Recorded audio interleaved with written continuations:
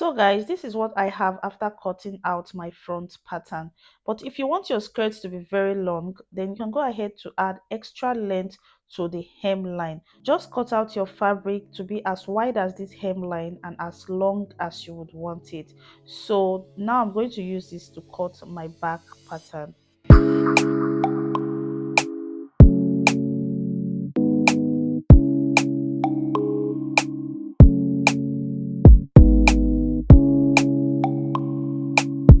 Hello guys, you're welcome back to Volmich Fit.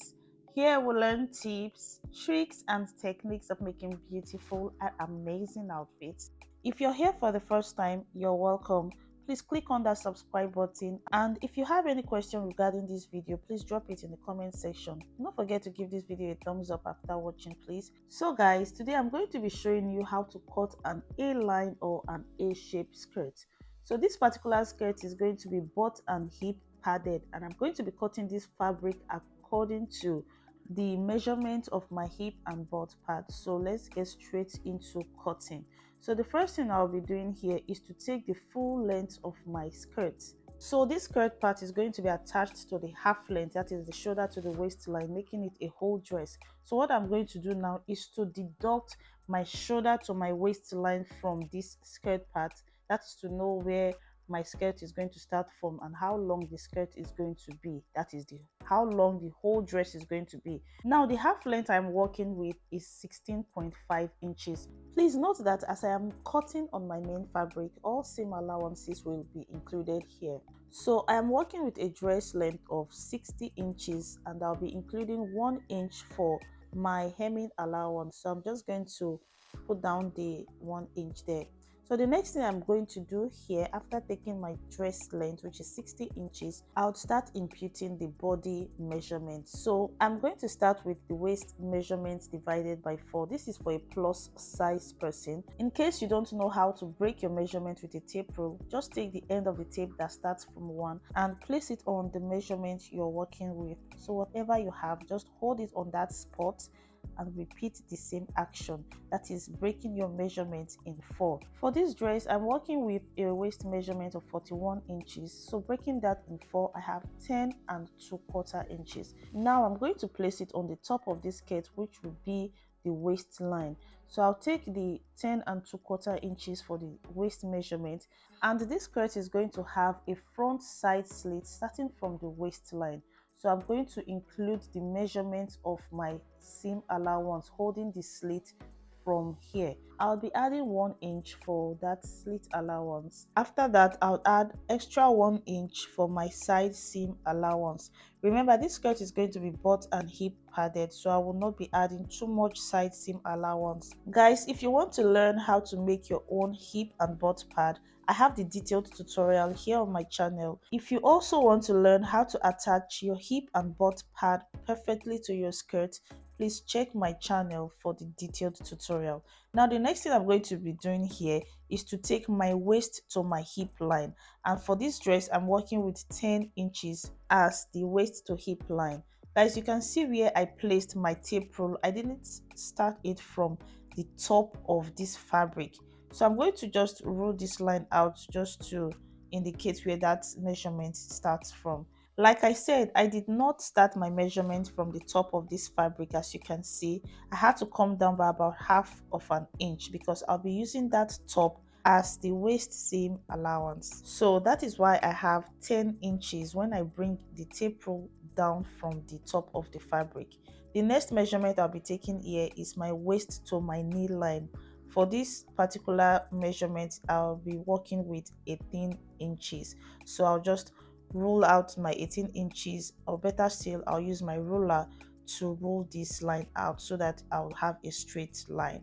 Now the lines I have here are my waistline, my hip line, and also my knee line. Since I have my waist measurement already imputed on my fabric, I am now going to put down my hip measurement divided by 4. So the process I took to divide my waist measurement, I'm going to do the same measurement for my hip line. So I am working with hip measurement of 46 inches plus my hip and butt pad makes 48 inches, and that's divided by 4 makes 12 inches. So I'm going to mark out my 12 inches, and also I'll add my 1 inch for my side slit allowance. After doing that, I'll add the other for my side seam allowance. The next is the knee line measurement. So if you want a well fitted knee line, just subtract 4 inches from your original hip measurement. But if you don't want too much tightness around the knee line, then subtract just 3 inches. So my original hip measurement should be 11.5 inches. That is divided by 4. So subtracting 4 inches from that measurement will be 10.5 inches plus 1 inch for my side slit allowance and also for my side seam allowance. Now I'm going to connect these points together to create that very nice curve from the waistline to my knee line. So the next step I'm going to take now is to create that very nice A-line shape, and that will be from the knee line to the hemline. So what I'll be using here is my tape rule. I don't have a very long ruler, so I'll be using my tape rule as my ruler. If you don't have a very long ruler, you can also do the same thing. You can use your tape rule as your ruler. If you don't want this lower part to be very wide, all you need to do is to adjust your tape rule. But if you want it to be even more wider, then do the same thing by adjusting your tape rule. So this is how wide I'll be leaving the lower part of this dress. I just want it to be this wide and also give me a very nice A-line cut. You can make yours to be really wide as you would prefer, but for me this is how I'm just going to leave it. So what I'm going to do here is to use my chalk to follow this tape rule like so. Just make sure your tape rule is straight and start to chalk down from your hemline to the hip line. And as you're chalking down, just make sure to be placing your fingers on the tape so it does not move away from the line. So this is exactly what I am doing, as you can see. That is to give me a very nice and straight line. Please, when doing yours, make sure to mark it little by little so your tape rule does not shift away from the straight line. Now this is how wide I have the hemline. Please remember this skirt is cut on fold. So when holding your side seam allowance, you're just going to hold with 1 inch to the knee line, and from there you can start reducing your seam allowance to the hemline. So right now this front pattern is set. I'm just going to cut this out.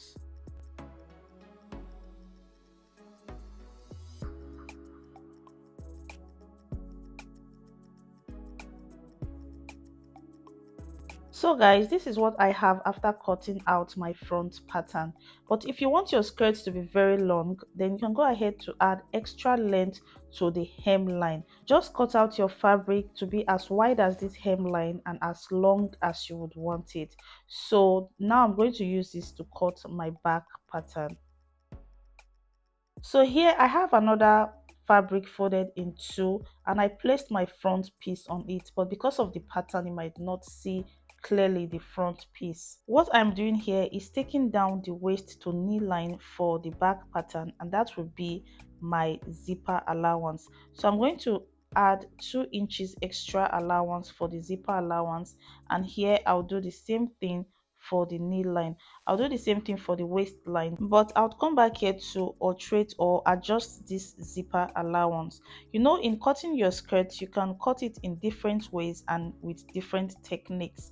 So to include my dart allowance for the back waistline, since I already have 1 inch seam allowance for the front slit, I'll just cut the front and the back side seam same way. Now I'm going to cut out the tail for the center back. The same technique I used for the side seam of the front, I'll do the same thing for the back, that is the center back. I'm going to place my tape rule from the knee line like so, and also stretch it out to the hemline, and then start to chalk it down to the knee line. For this center back tail, you can decide to have yours wider than what I have here. So basically I'm just working with the amount of fabric that I have, but if you have enough fabric to make yours wider, then you can go ahead to do that. So I'm just going to chalk from the hemline straight down to where I have the knee length, just like I did for the front. But for the length of this center back, I'll be extending it to be a bit longer than what I have right here. You know, Ankara fabric usually is by 45 inches, so that's why I'll be adding a little bit to it just to have a little length, not entirely like a long sweep, but just for it to touch the floor a little more than I have here. So I have cut out the center back. This is how it is. I've cut out the back piece. So I have the front and the back piece right here together. So I'm working with 60 inches for the front length, and there's 1 inch for the hemming allowance. So I'll be trimming off the excess from the front length to also help with the back length. So I'm just going to add my 1 inch hemming allowance to the front right here, and after that I'll trim the excess off. Now this is the little piece I'll be adding to the back hemline. Like I said earlier, I don't want it to be very long because the person fitting into this dress is not a very tall person, so the length of this dress is already good enough.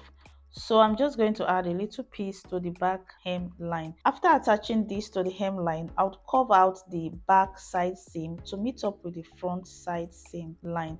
And another thing is, if you want to cut your fabric to have a very long length for your back or your front, since Ankara is by 45 inches, then just go ahead to fold the side with the 45 inches by 2. After doing that, to have the A-shaped line, you would have to add extension to the side seam line, starting from the knee line to the hem line, by just cutting out a piece of fabric as long and as wide as you want your A-shaped skirt to look like. Now back to the zipper allowance, I'll reduce the waistline by 1 inch and also the knee line by 1 inch, and then create a curve on the zipper allowance.